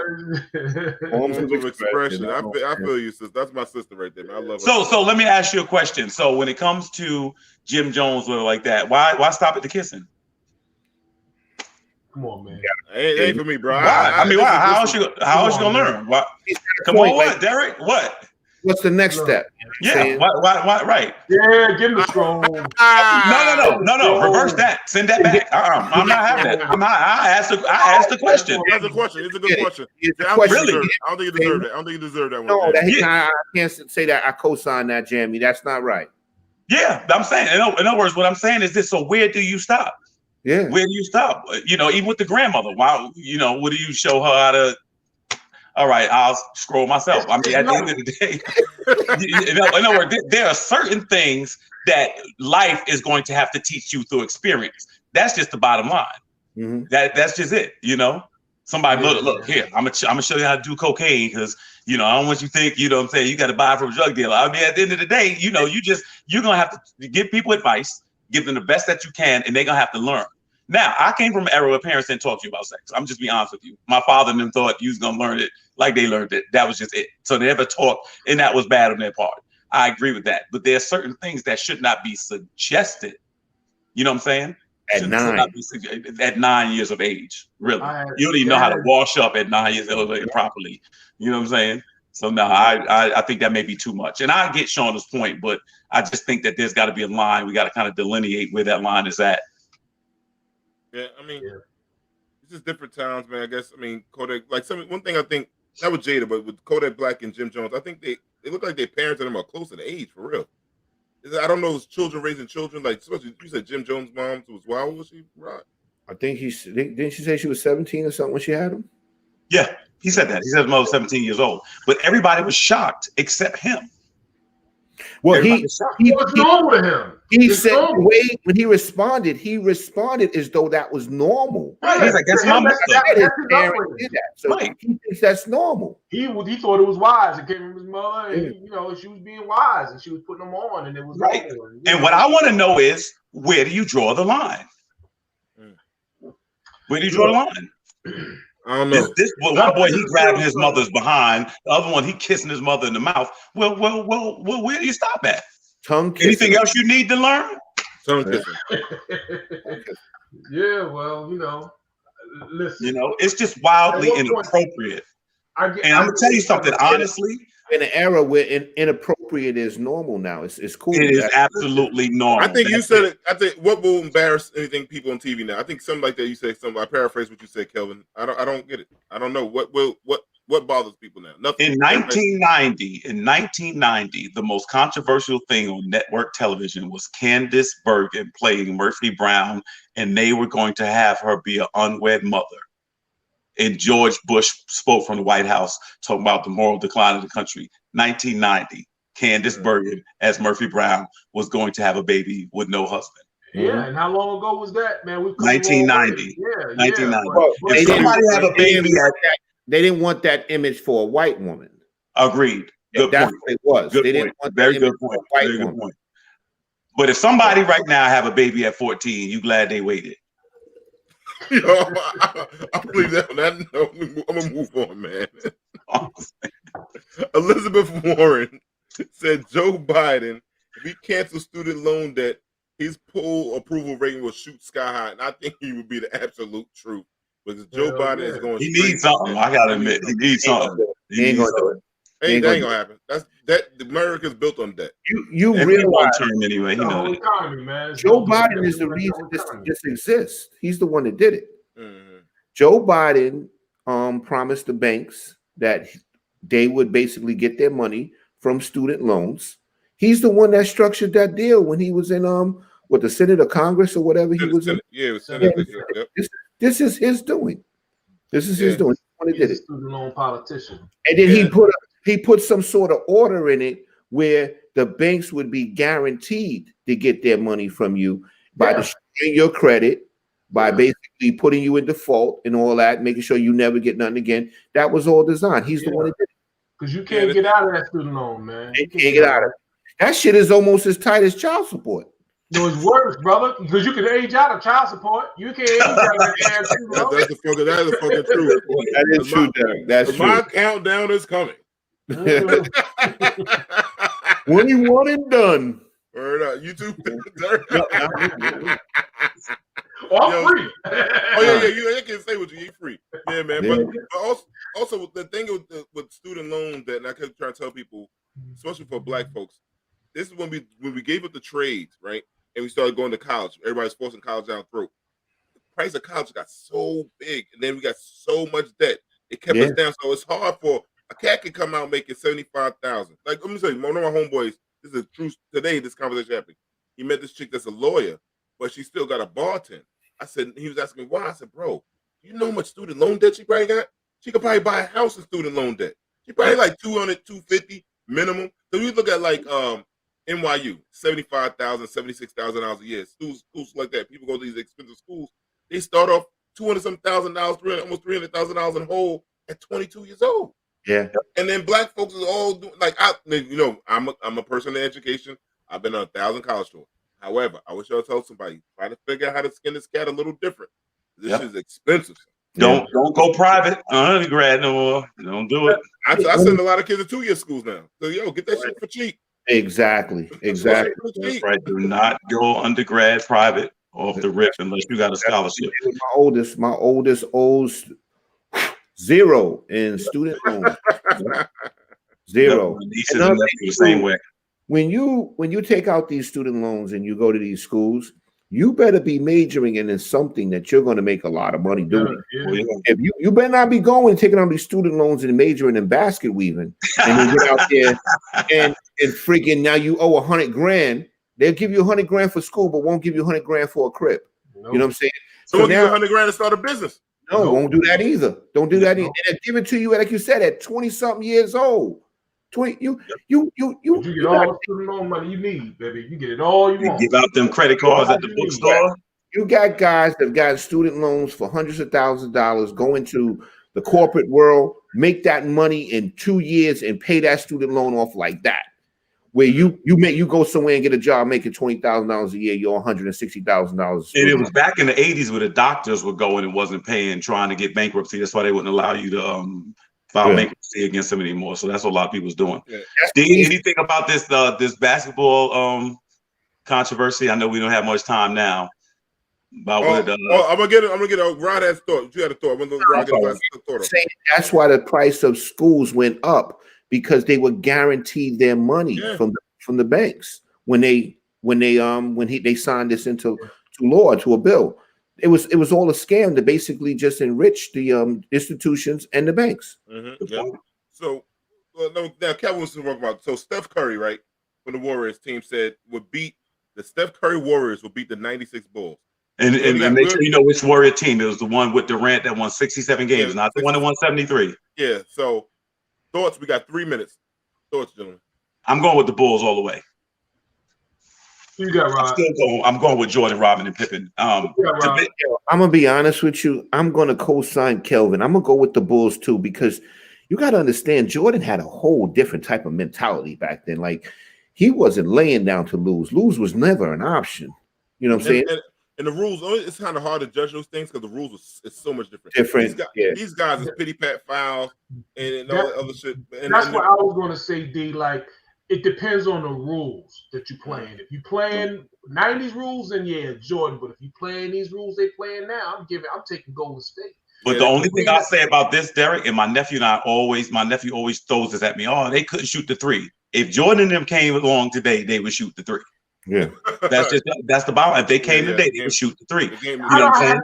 I have no doubt. But but by the same token, you got a lot of guys out here that's every bit as athletic as Jordan ever was. You know what I'm saying? That's so so I mean, guys are faster and stronger and jump higher than ever. You know what I mean? To me, it just comes down to the rules. If hand checking's allowed, those in the paint foul, that changes the game. If it's today's game, I might go Warriors because the game. Well, let me say this. Let me ask this question. Can I ask this question? But they don't have nobody that's them motherfucking skin. Look at these stick figure motherfuckers. Tell me Draymond Green. You can't tell me that brother's not built for the night. Horace Grant. Well, can I ask one? Let me ask a simple question. Have you seen Steph Curry lose in the finals? Horace Grant. No, he was on that team that year. I believe so. Horace Grant got a lot of rings with him. Grant was not there for the last three. He was there for the early iteration. Rodney came on instead of Grant. But what I'm saying is this. I've seen Durant get beat. And Dennis Rodman battling. I would love to see that. Me too. Green and Rodman. Green and Dennis Rodman battling. The best rebound I've ever seen in my life. In the history of best rebounder ever. Yeah. But what I'm asking is this. Have you seen Durant lose in the finals? Yeah. Mm-hmm. Have you seen Steph lose in the finals? Mm-hmm. Yeah. Have you seen Jordan lose in the finals? No. You know what? Yeah, but he didn't play. But he didn't play Durant. He didn't play Steph Curry. You know, and they didn't play him and still lost. There you go. You know, Steph hasn't really had good finals. I'm gonna be honest with you. No, he hasn't. He hasn't. Iguodala won the MVP. But I'm just saying, all that Jordan shit. Wait, listen. All I'm saying is they got some guys out there. His athleticism in the '90s was off the charts. Nobody has seen nothing quite like it.